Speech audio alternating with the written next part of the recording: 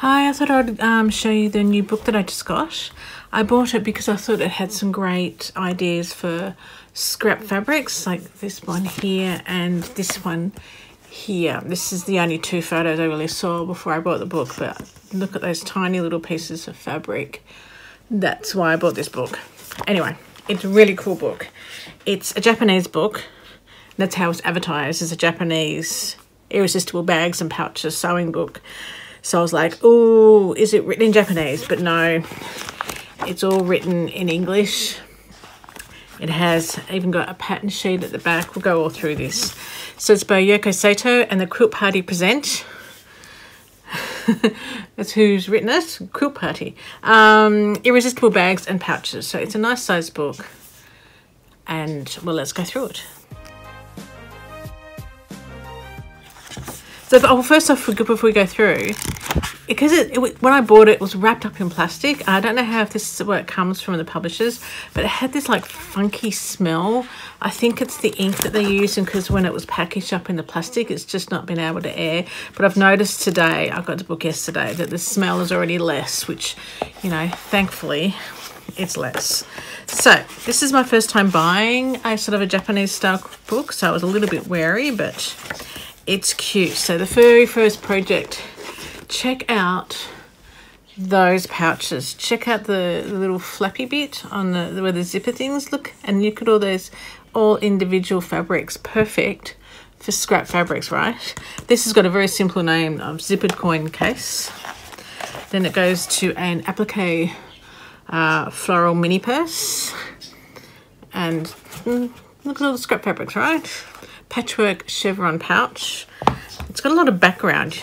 It's got a lot of, it's very aesthetically pleasing. I wish they had more pictures of the actual pouches, but like, what does it look like? You know, what does this one look like on the inside? This is out of the way. This is a coin purse and glasses case, but they're right, like the 2-page spread is a little bit heavy here, and those here, and then everything else is kind of like, it's really hard to tell what they are. But, you know, look at all the scrap fabric possibilities we've got here. Once again, 2 pages with just one picture of a very cool botanical bag, which I think looks great. Don't you think? But once again, a little bit more information about the bag would have been handy, but hey, that looks cute. I like it. And then this bag, this is the reason why I bought it. Check this out. Look at the shape of that bag. Like a bowl shape almost, and the cute handles. And all the little pieces of fabric that we can use, all those tiny little scraps. This is the reason why I bought this bag. So I'm going to 100% recommend it because I think that bag pattern is going to be awesome. But once again, it's a 2-page, but you've only got that one picture.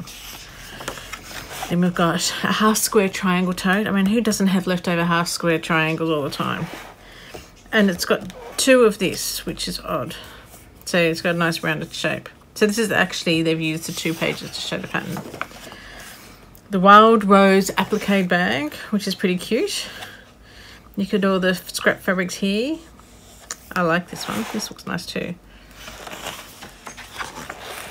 The Scandinavian Birds shoulder bag. Okay. I think that's the embroidery that makes it a Scandinavian Birds. It's quite cute. It'll make a nice gift for someone. Now, scrap fabric alert. Check these out. The seasonal tote bag. So this is the spring bag. Isn't that cute? Even look at the handle. And this one, super cute. I love the style of the little, what do you call them, crosses? Stars? Pluses? These are stars. And then we go autumn. Oh, so hang on, spring, summer, autumn, which is cute as well. How would you decide which one to do?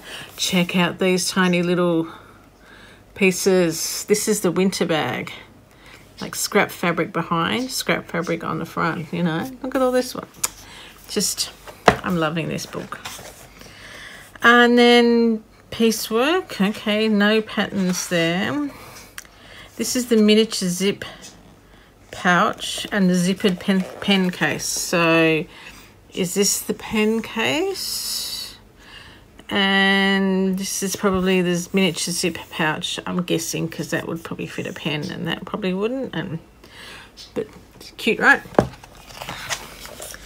Basket samplers.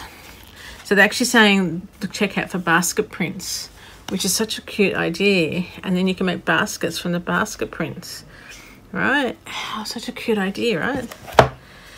I think I have some fabrics that would be really good for this.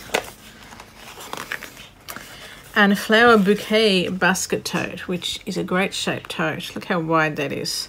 That'd be great for a knitting project if you use long needles. That'd be perfect. Signs of spring shoulder bag. This would make a nice teacher's gift, I think. I'm liking that one. And I don't understand what these are. These are card holders for 4 seasons. What does it mean by a card holder? I don't know. But there's 4 of those. This is the only one I didn't get because I don't understand what it means by a card holder. It says, these card holders have baby blue eyes in the spring, a sunflower for the summer, daisies in the autumn, and Japanese Aurelia for the winter. But what's a card holder?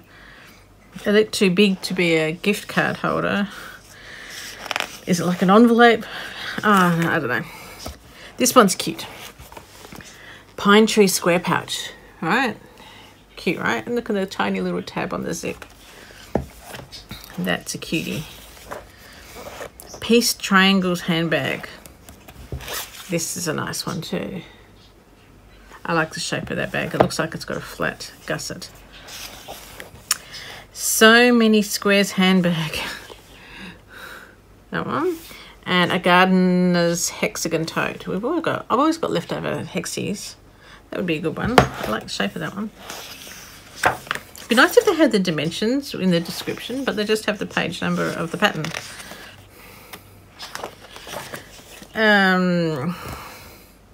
Hang on. But Yoko Saito, but all these patterns are by Ori Arami. And then Kiko. Are there any in here from Yoko Saito? That's interesting. Oh yeah, that one is from Yoko Saito. Okay, sorry, distracted. Look at the scraps in this one. We're thinking of winter large bag, and it shows the front and the back on those ones. My neighborhood bucket bag. Oh, I'm distracted by the broom. How cool is that? In any case, look at that. I've seen some quilts like this, but in a bag, in a bucket bag, and it looks like it's got a divider pocket. It has lining includes a pocket partition, making it easier to find things, and it looks like you can put things right in the middle of that partition as well. 3 little kittens. Oh, that's cute. That's got some fish. That's actually would be good if you had some cat fabric. That'll be cute. Oh, and then boom, it goes to the instructions. And then, okay, so then it doesn't actually show you what the finished product is. So you have to go back to your page 6. So these ones, I think these look great. As this one. Okay, so you got to go backwards and forwards. You've got to memorize what you want and then go for there. So lots of instructions. Actually, they got pretty good instructions from reading it. And then you got some templates. And you chevron to make a big piece. Okay, this is actually, I like this. This is the glasses case. Okay, so I'm impressed with the instructions. They look pretty good. So yeah, sometimes they're a bit wishy-washy, but you know, like look at this one. Okay, so we'll just keep flicking through the instructions. How cute.